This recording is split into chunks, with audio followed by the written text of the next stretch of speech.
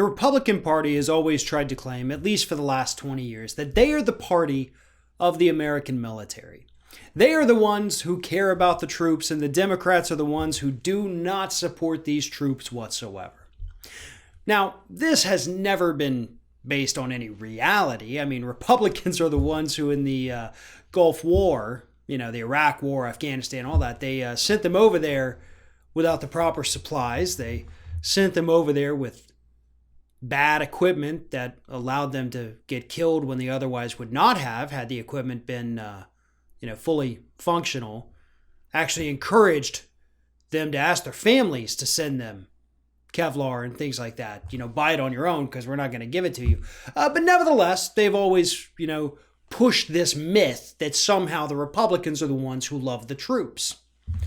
Well, according to a shocking new poll out last week from the Military Times, the troops don't love the Republicans back, or at least not Donald Trump specifically.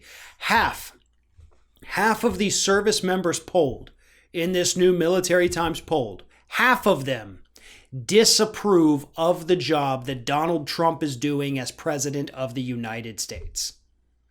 Disapprove, meaning they see what he's doing and they say, I don't approve of this. Only 38% of service members polled said they look at it and say, yes, I do approve of this.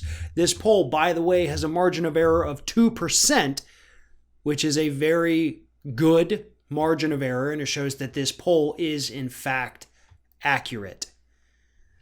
So when you have 49.9%, so we're going to round that up to 50, half of the people in the U.S. military say, I do not approve of the president. How do you think that's going to play out for him come November?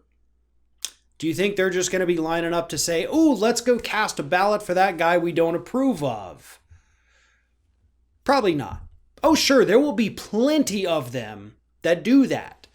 Because just because they disapprove of Donald Trump does not mean that they approve of Joe Biden. Except, that would be the conventional wisdom, except they actually understand what it would be like to serve under Joe Biden, because he was vice president to Barack Obama, who they also served under. They did get more benefits under Obama. He did do a good job of taking care of the military, not necessarily getting them out of these unwinnable forever wars with no clear objective. He failed on that front. But when it came to actually taking care of them back home, Obama did do a good job. Could have done better, of course, as always. Whatever you do, you could always do better.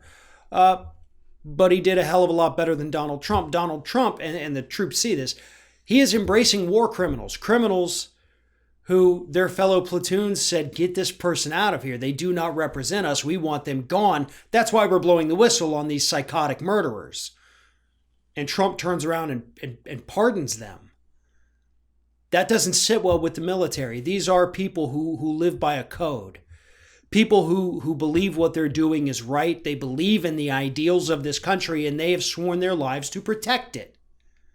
And when Trump comes along and throws all that in the trash, refers to the troops as his army, not the United States Army, but as his army, calling them meat, that erodes the trust. That erodes the willingness to work for him. Because everybody in the military does work for Donald Trump. He is the commander-in-chief. They have to do what he says. So let's just hope that come November, they understand that this isn't a sane individual. This isn't the kind of individual they should be taking orders from. So hopefully, these military service members are going to band together and give Trump an order to go home this coming January.